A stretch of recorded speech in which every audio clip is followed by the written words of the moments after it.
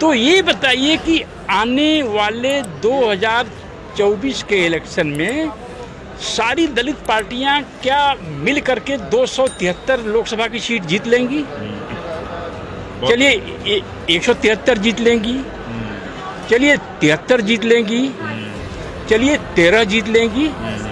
अगर इसकी संभावना कम है तो आप कैसे हुक्मरान बनने जा रहे हैं? जब भारत का दलित मिडिल क्लास घट करके इतना छोटा रह जाएगा तो दलित की ताकत क्या रहेगी? नमस्कार, मैं डॉक्टर महेश वर्मा और मैं इस समय मौजूद हूं दिल्ली के प्रगति मैदान में और यहां विश्व पुस्तक मेला लगा हुआ है। देश दुनिया से लगातार यहां पर साहित्य को पढ़ने वाले, समझने वाले और उसकी सच्चाई को अपनी लेखनी में और अपने वाचन में उजागर करने वाले यहाँ पर कई साहित्य प्रेमी लगातार यहाँ पर आ रहे हैं। और मैं इस समय बैठा हुआ हूँ बुद्धम पब्लिशर जो जयपुर से आते हैं, डॉक्टर एम.एल. परिहार साहब का है। तो और एक तरफ मेरे साथ हैं चंद्रभान प्रसाद जी, देश दुनिया उन्हें जानती हैं, चिंतक हैं, सामाजिक चिंतक हैं, सामाजिक कार्यकर्ता हैं, लेखक हैं। उन्हें सिर्फ दलित चिंतक तक ना छोड़ें, क्योंकि दलित चिंतक एक छोटा सा सेगमेंट हो जाता है। मुझे लगता है कि समाज के हर बिंदु पर और ख़ासतौर पर कैपिटलिज्म पर और जो दलित वंचित समाज है और जो वंचित समाज है उसको किस तरह से एक उद्योगपति बनाए, उसे पैसा वाला बनाए और एक एम्पावर बनाए, उस पर वो लगातार काम कर रहे हैं और अपनी लेखनी से हम सबको एक नया दिशा भी दे रहे हैं। डॉक्टर साहब, डेमोक्रेटिक भारत में आपका स्वागत है। शुक्रिया, thank you so much. Very good. लगातार हमने आपको सुना और आपकी जो बोलने की जो है अदा है और उसको सुनकर हमारे अंदर भी सब्जेक्ट्स आते हैं कि किस तरह से हमें और बेहतर काम करना होगा।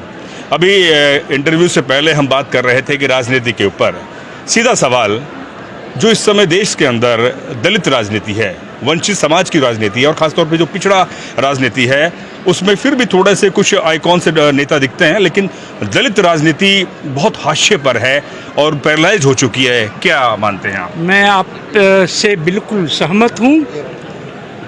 उत्तर प्रदेश के पूर्वी हिस्से में आजकल दलित बस्तियों में मुख्य धारा की पार्टी के लोग वोट मांगने नहीं जाते हैं। और वो ये कहते हैं इनका वोट तो फिक्स है और इनके पास जाने से क्या फ़ायदा। तो दलित राजनीति तो हासिले पर आ ही गई है, दलित समाज हासिले पर आ गया है। बिल्कुल, दलित समाज अब हासिले पर आ गया है और मुझे लगता है दलितों का गोल्डन एज अब जा रहा है। जी हाँ। कैसे लगता है, क्या हमारी राजनीति में हम इतने आगे नहीं बढ़ पाए या और क्षेत्रों में नहीं बढ़ पाए? देखिए, जो दलित मिडिल क्लास है वह पब्लिक सेक्टर से निकला है। बिल्कुल। आईएएस बड़ी पोस्ट होती है, लेकिन दर्जन भर आईएएस होते हैं, बाकी आईपीएस हैं, इनकम टैक्स वाले वगैरह। लेकिन जो पब्लिक सेक्टर 300-350 है, इसमें तो हजारों हजार दलित 3 लाख रुपए महीने की नौकरी वाले हैं। क्या आप इधर बीच में कुछ वर्षों के बीच में इसमें कोई विज्ञापन निकलते देखा है? तो इसका मतलब यह है कि अगर पब्लिक सेक्टर और पब्लिक सेक्टर बैंक सिकुड़ेंगे या ख़त्म होंगे तो इसका मतलब दलित मिडिल क्लास खत्म हो जाएगा और डेवलप नहीं हो पाएगा। हाँ, और मेरी चिंता यह है कि 2030 तक आते आते हर सेकंड दलित अफसरों के घर में बेटियां अनब्याही रह जाएंगी। क्योंकि अफसर अब जब नहीं बन रहे हैं तो सरकारी चाहिए, उन्हें सरकारी अफसर चाहिए। बिल्कुल है। ONGC में चाहिए, भारत पेट्रोलियम का अफसर चाहिए, इंजीनियर, हिंदुस्तान पेट्रोलियम का चाहिए, gas authority of India limited का चाहिए, जिनकी तनख्वाह हो सकता है 4.5-5 लाख बन रही हो अगर 30 साल की सर्विस है तो जब इसमें हजारों हजार की संख्या में जो अफसर दलित जा रहे थे बन के, बैंक में मैनेजर बन रहे थे, जब यह बंद हो जाएगा तो अपने घर की अपनी बेटियों की के रिश्ते कहाँ मिलेंगे इनको? कहाँ मिलेंगे? जो उन्होंने सोचा है कि सरकारी होना चाहिए। हाँ, इसके बावजूद भी कितने संघर्षों के बाद बैंकों का राष्ट्रीयकरण इंदिरा गांधी जी ने किया। जहाँ दलित घरों में चमन्नी नहीं होती थी, बैंकों के राष्ट्रीयकरण के बाद हजारों हजार दलित मैनेजर और बाबू बने, बैंक कैशियर बने। हमारे घर के, हम कक्षा 7 या 8 में रहे होंगे, एक दलित यूनियन बैंक ऑफ इंडिया में जो अभी अभी बना था वो कैशियर हो गया। इतनी बड़ी खबर फैल गई कि अरे एक दलित, उस समय दलित तो नहीं कहते थे लोग, चमार जो है कैश का मालिक हो गया है। इतना बड़ा बक्सा लेके बैठता है और जो भी पैसा बैंक से लेने आते हैं, कूपन मिलता है, वहाँ जाते हैं, चाहे ठाकुर साहब हो चाहे पंडित जी हो, सबको वही गिन के पैसा देता है। तो एक हमारे कॉलेज के लोग, स्कूल के लोग देखने का प्लान किया। मैंने कहा मुझे भी ले लीजिए। तो बड़ी मुश्किल से माने तो हम लोग स्कूल घंटी छोड़ करके गए लंच के समय कि एक दलित कैश का मालिक हो गया, मालिक बनाए, उसको देखने के लिए गए हम लोग। तो अब दलित समाज से के बीच कैशलेसनेस दिन प्रतिदिन बढ़ने वाली है। दलित जो मिडिल क्लास है, तो पर फिर भी दलित समाज को अभी इस बात का एहसास नहीं हो रहा है। क्यों एहसास क्यों नहीं हो रहा है? खासतौर पे मुगालते में है कि जिस तरह से आपने कहा कि जो मिडिल क्लास है वो एक खुमारी के अंदर है कि उसके पास पैसा आ गया है और वो खुद क्रांति नहीं चाहता, लेकिन पड़ोस में क्रांति चाहता है, पड़ोसी करे क्रांति। दलित मिडिल क्लास को ऐसा लगता है कि उनके पास इतना पैसा हो गया है, तो अब जिस पोजीशन में वो आए हैं इसकी पोजीशंस और बढ़ें। केंद्र सरकार माल बनाए जिसमें दलितों का प्रोडक्ट बिके, या केंद्र सरकार दलितों की बनाई हुई चीज़ें खरीदे, जैसे मध्य प्रदेश में दिग्विजय सिंह साहब ने शुरू किया था। जैसे अमेरिका में ब्लैक लोगों के प्रोडक्ट्स को अमेरिकी सरकार और प्राइवेट सेक्टर खरीदता है। बजाय इस तरह के ड्रीम उगने के, उनको लगता है हमारे पास इतना पैसा हो गया है, ये ख़त्म नहीं होगा कभी। उन्हें ये नहीं मालूम है कि जमींदारी एबोलिशन के बाद राजस्थान में तो और भी बड़े बड़े जमींदार थे, उन जमींदारों का आज क्या हुआ। 2 जनरेशन के भीतर अब उन्हीं जमींदार परिवारों से लोग एटीएम के गार्ड बन रहे हैं, सिक्योरिटी गार्ड बन रहे हैं। तो अगर ये पब्लिक सेक्टर चला गया और दलित इसको बचाने की मांग नहीं कर रहा है, तो इसका फ्यूचर 2050 तक एकदम डूब जाने वाला है। जो 50 साल के अंदर जो एम्पावर आया, यानी कि मैं खुद कहता हूँ देश भाषा में कि भले ही देश को आज़ादी मिले 75-76 साल हो गए, लेकिन दलितों को आज़ादी लगभग 50 साल को। मेरे फादर लगभग 40-45 साल पहले वो नौकरी, वो भी बैंकर थे, सीनियर मैनेजर थे। उससे कि हम जो पूरे 5-6 भाई पढ़े लिखे और अपने आप में अलवर की सबसे पोस्ट कॉलोनी में हमारा मकान है, और हम सब प्रोफेसर हैं, कोई डॉक्टर है, कोई इंजीनियर, कोई बैंकर बना, कोई जर्नलिस्ट बना। अच्छी बात है कि आप जर्नलिज्म में पीएचडी किए। हाँ, जर्नलिज्म में मैंने पीएचडी करी और आज मैं अपना चैनल चला रहा हूँ। मुझे कितनी खुशी हो रही है। डेफिनेटली सर, एक राजस्थान में एक पहला मैं स्कॉलर हूँ दलित अपने आप में। तो मैं यही कह रहा हूँ कि सर जब राजनीति पर हम आते हैं, राजस्थान के साथ साथ जब मैं यूपी गया, जब कवर करने गया, तो जो दलितों की जो पार्टियां हैं खास तौर पे, उनकी कोई मुखर आवाज़ नहीं है, वो सरेंडर हो चुकी हैं। तो क्या ये अपने आप में, मैंने वही पहला सवाल आपसे क्या कि कहीं ना कहीं लखवा तो नहीं हो गया है जो हमारे जो वोटर्स को, अब वो जाए तो अगर कहाँ जाए? देखिए, इसमें 2 चीज़ें हैं।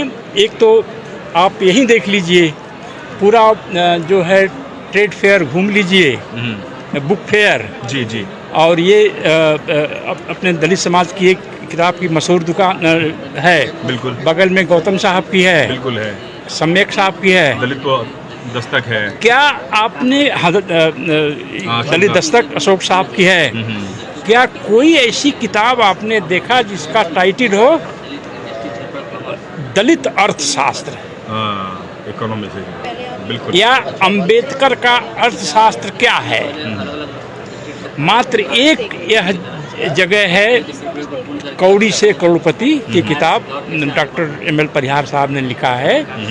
और मेरी जहाँ तक समझ है 30,000 कापियाँ बिक गई हैं। बिल्कुल देखिए, पिछले 30 सालों में किसी दलित की एक किताब, बाबा साहब को छोड़ दीजिए, 30,000 कापी नहीं बिकी है। बिल्कुल। बावजूद इसके जो मेन स्ट्रीम कॉन्शियसनेस है दलित समाज की, उसमें धन बनाने का जो है मुद्दा बहुत नीचे है। अच्छा, वो नहीं, सोच नहीं है। सोच नहीं है। जो यहाँ के लेखक हैं, मैं दलित जनता की बात नहीं कर रहा हूँ, जो दलित चेतना के बढ़ाने वाले लोग हैं। जी जी। दूसरी बात, दलित समाज में कहीं न कहीं वो हुक्मरान बनने का एक कीड़ा काट रहा है। हुक्मरान। मैं दूसरी अमेरिकन यूनिवर्सिटी में हूँ। जी जी। एक अच्छी पोजीशन पे हूँ। जी। अमेरिका में मैं एक सेमेस्टर रहा भी हूँ। जी जी जी। ब्लैक ओबामा साहब का चुनाव हो रहा था राष्ट्रपति के लिए। जी जी। ब्लैक्स ने अमेरिका पर हुक्मरान बनने का नारा कभी नहीं दिया। रख दीजिए। ब्लैक आंदोलनों में हम हुक्मरान बनेंगे, अमेरिका पर शासन करेंगे, वाइट लोग आके हमारे आगे पीछे घूमेंगे, हमारा मसाज करेंगे, ऐसा ड्रीम नहीं पाला। उनका तो यही कहना था कि अमेरिका के संस्थाओं में और यहाँ की वेल्थ में हमारी हिस्सेदारी कैसे बढ़े। और ब्लैक कैपिटलिज्म का नारा 60 में आ गया उनके यहाँ। दलित मिडिल क्लास एक, आपको, खैर आप तो यंग हैं, आपके पिताजी बताएंगे, एक फिल्म आई थी ड्रीम गर्ल। बिल्कुल आई थी, धर्मेंद्र ही मान लें। हाँ, तो मेरे उम्र के जो उस समय लोग थे, वो सारे नौजवान उसी ड्रीम गर्ल की इच्छा में जो है पलते थे। एक इस तरह का एक चेतना थी कि ड्रीम गर्ल मेरी कभी हो जाएगी। अब वो ड्रीम गर्ल बूढ़ी हो गई। ड्रीम गर्ल को प्राप्त करने वाले, ड्रीम करने वाले लोग भी बूढ़े हो गए। तो ये बताइए कि आने वाले 2024 के इलेक्शन में सारी दलित पार्टियां क्या मिल करके 273 लोकसभा की सीट जीत लेंगी? चलिए 173 जीत लेंगी, चलिए 73 जीत लेंगी, चलिए 13 जीत लेंगी। अगर इसकी संभावना कम है तो आप कैसे हुक्मरान बनने जा रहे हैं? यानी कि कोई एजेंडा नहीं है, कोई विजन नहीं है, बिल्कुल क्लियर, जो क्लियर होना चाहिए वो नहीं है। तो मैं देख रहा हूं कि दलित मिडिल क्लास की, अभी तो दलित मिडिल क्लास की बात मैं कर रहा हूं, जो दलित अंडर क्लास है, जो गांव में रहता है दलित, वो बम्बई दिल्ली भाग के यहाँ वहाँ अपना बना रहा है मकान और सारा कुछ। दलित मिडिल क्लास, पूरी दुनिया में हर समाज का रोल मॉडल उस समाज का मिडिल क्लास होता है। जब भारत का दलित मिडिल क्लास घट करके इतना छोटा रह जाएगा तो दलित की ताकत क्या रहेगी? ऐसा मूल आवश्यकता है। आप 1000 दलित मिडिल क्लास के लोगों का सर्वे कर लीजिए कि ये जो है भारत का इस समय दलितों का दुश्मन नंबर 1 कौन है, तो उसमें से शायद 999 बोलेंगे कांग्रेस पार्टी। कांग्रेस पार्टी से जितना मिलना चाहिए था हमें नहीं मिला है, यह बात सही है। लेकिन जो कुछ हुआ है, जो दलित मिडिल क्लास पैदा हुआ है, जो दलित मिडिल क्लास के घर शादियों में जो ट्रैफिक जाम हो रहा है, 100 कारें आ रही हैं, जी, ये तो सब कांग्रेस के शासन में ही हुआ है ना। तो अगर आप चलो कांग्रेस हमें आपको आप नापसंद करो, लेकिन कांग्रेस के साथ जो टक्कर है अगर किसी एक की बीजेपी से है ना, और बीजेपी और आरएसएस का यह धर्म बना लिया है कि पब्लिक सेक्टर ख़त्म करना है, बैंकों का राष्ट्रीयकरण करना है, जो हुआ था उसे वापस लाना है, फिर प्राइवेट हाथों में देना है। फिर भी अगर दलित समाज को लगता है कि बीजेपी नंबर 1 एनिमी नहीं है, तो दलित समाज को डूबने से कोई बचा नहीं सकता है। That is a story well written in advance and I can see the future of Dalit middle class. University की स्थिति को देखें तो खासतौर पर जो दलित और वंचित समाज है और पिछड़े समाज है उनके प्रोफेसर्स की स्थिति बहुत कम है। अभी नया डेटा आया सेंट्रल यूनिवर्सिटीज़ का। मैं फिर एक सवाल, जो हमारे राजनेता हैं उन्हें हायर एजुकेशन यूनिवर्सिटीज़ की जो पावर है, ताकत है, जिसे कहते हैं थिंक टैंक, आरएसएस ने उन तमाम विश्वविद्यालयों को इसलिए अपने कब्जे में रखा क्योंकि वहाँ से उनके थिंक टैंकर्स निकलते हैं। और जब मैं किसी विधायक से, एमपी से बात करता हूँ कि भाई आप विश्वविद्यालय के अंदर आवाज़ उठाओ, पैसा आपका जा रहा है, आप उस क्षेत्र के नेता हो, सांसद हो, और लेकिन आपकी नुमाइंदगी नहीं है, ये अपने आप में हम कम दिमाग के तो नहीं है, हमारे नेता विजन नहीं है एजुकेशन की तरफ। देखिए, हमारे संघर्षों का जो इतिहास है जी, उसमें हमारी जब भी कोई विजय हुई है तो दिमागी लड़ाई में विजय हुई है। आर्म वो कॉन्फ्लिक्ट में भी हमारी जीत हुई है। चमार रेजिमेंट ने हराया जापानीज आर्मी को कोहिमा में, और जो है अपने पुणे में जो है अपने लोगों की सेना ने हराया, हाँ कोरेगांव में। संत रविदास ने बनारस में 5 ब्राह्मणों को सार्वजनिक रूप से शास्त्रार्थ में हराया। बिल्कुल। और काशी नरेश अपनी बुग्गी पर बिठा के पूरे शहर में घुमाया। तो दिमाग की लड़ाई थी ना। बिल्कुल। बाबा साहब ने जो भी लड़ाई जीती है, क्या छुरे चाकू से जीती है? नहीं। बंदूक टैंक से जीती है? दिमाग से ही तो जीती है ना। तो जो आरएसएस जिसका शासन है, उनको कहीं न कहीं ये तो लगता ही है कि दिमाग से अगर लड़ेंगे तो हम दलितों से जीत नहीं पाएंगे। दिमाग से लड़ेंगे तो यूनिवर्सिटीज में अब अपॉइंटमेंट जो है एडहाक पर करो। पीएचडी जो इनको मिल रही थी वो भी कम कर दो। फेलोशिप से वो कम कर दी है। कांग्रेस ने एक साजिश के तहत राजीव गांधी फेलोशिप चालू की, शेड्यूल कास्ट के लिए चालू की। उसका फायदा उठाया, शेड्यूल कास्ट के फायदा उठाया। वो लोग सोचते हैं एक साजिश है। तो अब शेड्यूल कास्ट की फेलोशिप बढ़े, शेड्यूल कास्ट का मैंडेटरी अपॉइंटमेंट यूनिवर्सिटीज में हो, यह दलित मिडिल क्लास में कहीं डिमांड है? आपने कोई इस पर सेमिनार सम्मेलन होते देखा है? बिल्कुल।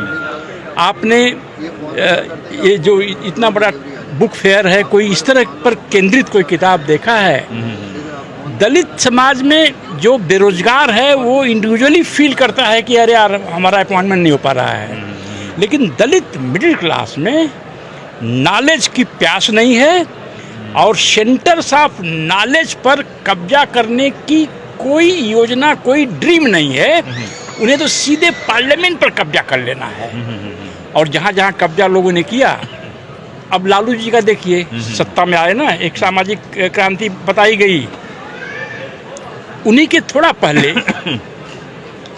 राजीव गांधी जी ने ये नवोदय विद्यालय बनाया।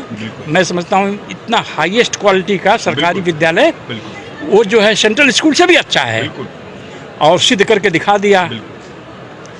इग्नो बनाया डिस्टेंट एजुकेशन, यानी टेलीविज़न से और मोबाइल से लोग पढ़ सकें, टेलीविज़न से पढ़ सकें। तो लालू जी ने क्या कौन सी एक योजना, कौन सा विजन लाया? चरवाहा विद्यालय, यानी भैंस का पूंछ नहीं छोड़नी है। तो क्या जो है लालू जी, नीतीश जी, मुलायम जी, यूपी में दलित जी, क्या यह ऐसा नहीं सोच सकते थे कि जो प्राइमरी स्कूल हैं या हर दलित बस्ती को एक मिनी जवाहर योजना टाइप का विद्यालय बना दिया जाए? क्योंकि ज्ञान ही तो हमारी सबसे बड़ी ताकत है।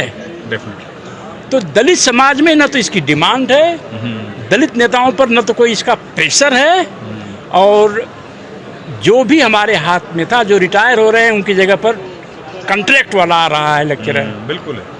तो दलितों को पैसे वाले जैसे पब्लिक सेक्टर है, सरकारी बैंक है, इसको ख़त्म करो तो दलितों की का जो नोट का स्रोत था वह ख़त्म हो, और विश्वविद्यालयों में हायर एजुकेशन में फेलोशिप कम करो, पीएचडी में इनको डिस्करेज करो, और पीएचडी कर भी लेते हैं तो इनको अपॉइंट मत करो।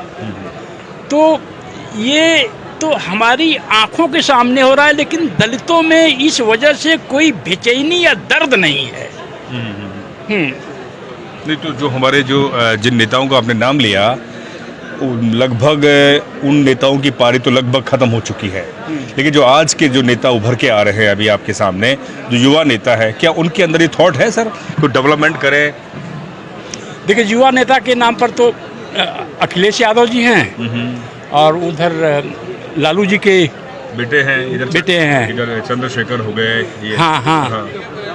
इन लोगों को इन सवालों पर बातचीत करते कभी देखा है? नहीं देखा। ये क्यों?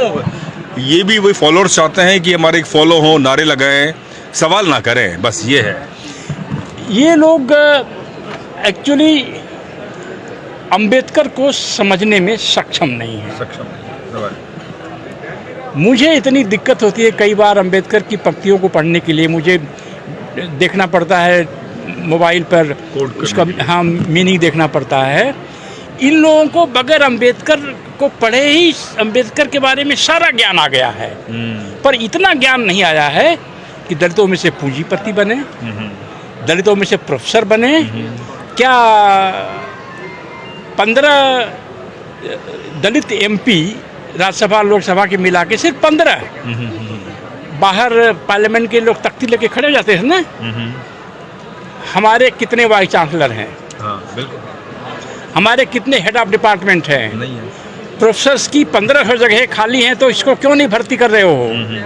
कभी इस तरह से देखा है? नहीं देखा। तो इसलिए दलित समाज की जो लीडरशिप है, वह मैं कोई अपमानजनक शब्द इस्तेमाल नहीं कर सकता। निशाना साध रहे हैं आप। हाँ, मतलब कि ये वो चरवाहा विद्यालय के इन्वेंटर थे, तो ये लोग गोबरावा विद्यालय निकाल देंगे। उसी लेवल का चिंतन है, और हम लोग उनको चुनकर भेजते हैं काउंटर कर सके उनके डिसीजंस पर, अपना डिसीजन खड़ा कर सके। अपना एक सिद्धांत। अरे सवाल तो कहो, ये किसने आपके मुंह को पकड़ रखा है यह पूछने में कि कृपया बताएं कि विश्वविद्यालयों में इतने असिस्टेंट प्रोफेसर, इतने एसोसिएट प्रोफेसर, इतने प्रोफेसर्स की पोस्ट खाली है, आप इसको क्यों नहीं भर रहे हैं? अरे एक बार तख्ती लेके खड़े तो हो जाओ। अगर आपको पकड़े जाने का डर है तो वो लगा लो, मास्क लगा लो, या बुर्का पहन लो, या जैसे पहले गांव में जो चोर और लोग होते थे हम लोगों के समय, ऐसे मुंह पर बांधते थे, उसका नाम है कुछ, क्या था नाम भैया? गलमुच्छा। वहाँ पर भोजपुरी में बोलते हैं गलमुच्छा, ताकि लोग समझ नहीं सके कि फलाना चोर जा रहा है। तो ये मास्क लगा लें, मास्क छोटा पड़ रहा है तो गलमुच्छा लगा लें, और नहीं तो बुर्का पहन लें, और ये बोलें कि इस देश के अनुसूचित जातियों और जनजातियों यानी दलितों, आदिवासियों पर हजारों सालों से इतना सितम, इतना जोर जुल्म हुआ है, पढ़ाई रोकने के लिए इतने इनके लिए पहाड़ खड़े किए गए, आज संविधान की वजह से ये आज़ादी मिली है।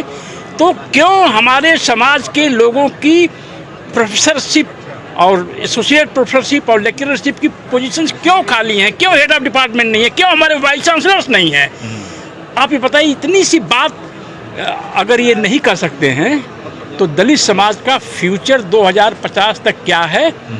लोग हमसे कहते हैं कि आप डरवा रहे हैं। अरे हम डरवा नहीं रहे हैं, हम एनालिसिस कर रहे हैं, सवाल उठा रहे हैं। हाँ, हम सवाल उठा रहे हैं, बिल्कुल है। पर मेरी बात को न तो दलित समाज मानता है, दलित कैपिटलिज्म के नाम से भड़क जाते हैं लोग। जिस तरह से हमारे राजनेता जो हैं दलित जो राजनीति करते हैं कि इस बार तो हम पीएम बना देंगे, प्रधानमंत्री बन जाएंगे। हाँ। तो ये मुगालते में हैं। हाँ, तो अब आप बहुत अफसोस होती है कि दलित समाज अपनी डूबती जहाज में कितना पानी आ गया है इसको मेजरमेंट नहीं कर रहा है। और समय जा रहे हैं, चला जा रहा है और दलित समाज के लोग रिटायर हो रहे हैं, नई भर्ती नहीं हो रही है। बस 2 वाक्यों में इस समाज का आप चित्र खींच सकते हैं। कैपिटलिज्म में आपने शुरुआत में मैंने आपसे बात कही, ये भविष्य है हमारा। अगर हम काम धंधे उद्योग में आगे आए, जैसे कि मेरे जो दादा और नाना जूती बनाते थे और मुझे इसमें फक्र है कि मैं जिस जमात से आता हूँ उस जमात की मेरे वही उद्योग करने का अधिकार था उस समय, जबकि किसान भी थे वो। तो मैं कह रहा हूँ कि अगर हम स्किल्ड होते और भी ज़्यादा तो शायद आज हमारे एक बड़ी भी फैक्ट्री होती। हमने अपने जो मूल काम को, जो हमारे हम स्किल्ड थे, वो काम छोड़ दिया, या हमें आसपास के जो चतुर्वर्णी व्यवस्था के सोच से उन लोगों ने कहा कि ये काम छोटा है, आप छोड़ दीजिए, और दूसरी जमात ने उस काम को पकड़ा और आज वो बड़े उद्योगपति हैं। तो कहीं ना कहीं हमें अपने काम धंधे की तरफ भी लौटना पड़ेगा, एक स्किल्ड होकर। जी देखिए, दलित समाज को तो एक बात पहले समझ लेनी चाहिए कि आपकी सरकारी नौकरी चाहे कितनी भी बड़ी हो, आपके रिटायरमेंट के बाद कोई ज़रूरी नहीं है कि वो नौकरी आपके बच्चों को मिल जाए। 100% नहीं मिल सकती। बिजनेस में अगर आप रिटायर हो रहे हैं तो आपके बच्चों को आपका बिजनेस का मालिकाना मिल जाएगा, सेठ बन जाएंगे आप। हमसे लोग पूछते हैं देश विदेश में कि प्रसाद जी बताइए जाति व्यवस्था कैसे ख़त्म होगी। बाबा साहब का एक बहुत बड़ा ये लक्ष्य था। एनिलेशन ऑफ कास्ट देखिए यहाँ पर भी बिक रही है। तो बाबा साहब ने तो जो रास्ता दिखाया दलितों को, जब 1942 में वो जो गवर्नर जनरल की काउंसिल में शामिल हुए जी, तो उन्होंने दिखाया पहला काम फ्रीशिप, फीस नहीं लगेगी, दलित बच्चों की फी नहीं लगेगी। दूसरा स्कॉलरशिप, तीसरा सरकारी नौकरियों में आरक्षण, चौथा नौकरी लेने के लिए इंटरव्यू जब देने आते हैं दलित बच्चे कैंडिडेट्स तो उनको घर से आने जाने का 2nd क्लास के ट्रेन का किराया। जी जी।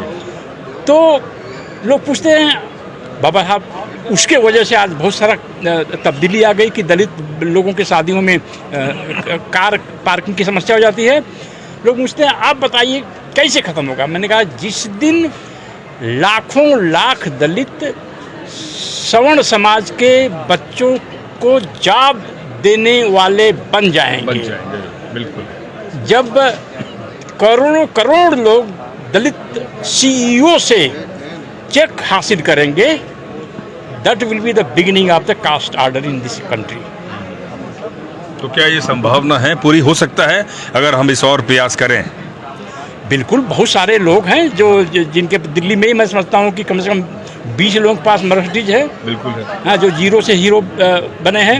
एक किताब है इनका जो है परिहार साहब की, कौड़ी से करोड़पति। कौड़ी से करोड़पति। हाँ, ये देखिए यहाँ पर कितने लोग इतने बड़े बड़े, पर हमारे यहाँ तो पहला लक्ष्य IAS बनना है और नेता बनना है, और नेता बनना है, हुक्मरान बनना है। जबकि और हर एक की एक फिक्स है तादाद, इतने MP बन सकते हैं आप, इतने MLA बन सकते हैं, इतने IAS, इतने PCS, इतने IPS, पर बिजनेसमैन बनने का कोई संख्या नहीं फिक्स्ड है। जमीन बेचकर मैं कई ऐसे लोगों को जानता हूं जो छात्र संघ चुनाव में, जिन्होंने 25, 30, 50 लाख की जमीन बेची, छात्र संघ चुनाव में खड़े हुए और हार गए।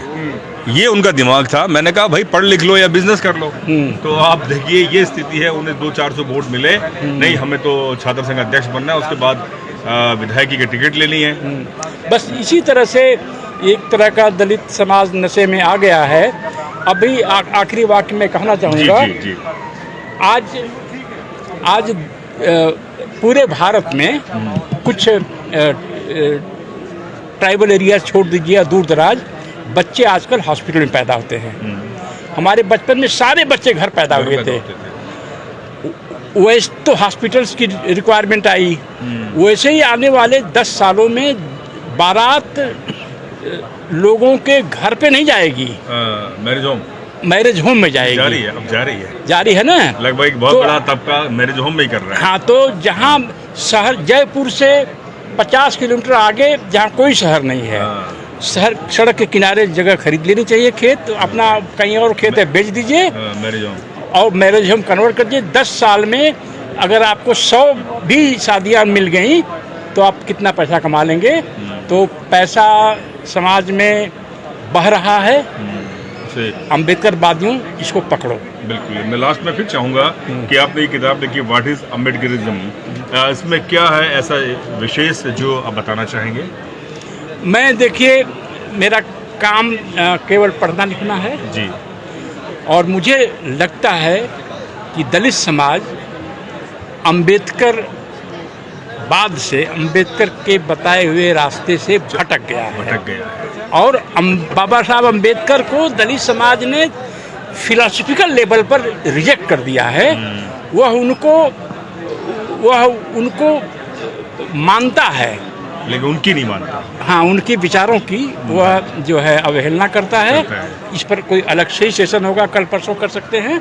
हाँ, और थैंक यू सो मच। और बहुत बहुत आपको बधाई कि आप जर्नलिज्म में PhD किए हैं। पहली बार मुझे कोई दलित ऐसा मिला। Thank you. बहुत बहुत शुक्रिया। बिल्कुल चंद्रभान प्रसाद इस दुनिया के बहुत बड़े चिंतक हैं, हर विषय पर आप उनसे बात कर सकते हैं। और सीधा सवाल उन्होंने कहा कि जो दलित समाज है ख़ास तौर पे वो अपने स्थिति के बारे में एनालाइज खुद करें। उसके तमाम मुद्दे हैं जिस मुद्दों के बारे में उन्होंने बात करी, अगर आप उस पर एनालाइज नहीं करेंगे, चिंतन नहीं करेंगे, विश्लेषण नहीं करेंगे तो मुझे लगता है कि आने वाला समय बहुत बेहतर नहीं है। बहुत बहुत शुक्रिया, धन्यवाद।